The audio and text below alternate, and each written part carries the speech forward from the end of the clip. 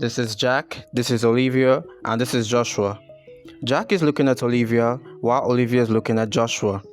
Now, here's where things get interesting. Jack is married, Joshua is single, but Olivia's status is unknown. So, is a married person looking at an unmarried person?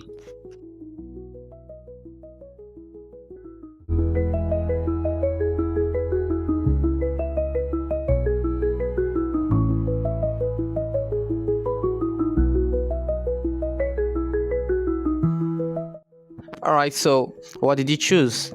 If you went to see, you're definitely not alone, and honestly, I can see why. Olivia's marital status is unknown, so it feels like we just don't have enough information. We don't know if she's married, and we don't know if she's unmarried. So, how are we supposed to know? But that is exactly where this puzzle gets interesting.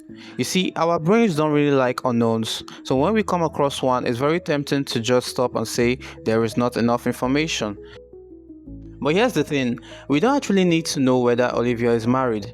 She's either married or she's not. Let's take the first possibility. If Olivia is married, she's looking at Joshua, who is unmarried. So yes, a married person is looking at an unmarried person. Now, suppose Olivia isn't married. In that case, Jack is married and he's looking at Olivia. So again, a married person is looking at an unmarried person. So either way, the answer is yes, and that's the little trap in this puzzle. Just because something is unknown doesn't mean we can't figure something out. Sometimes you just have to stop and think through the possibilities.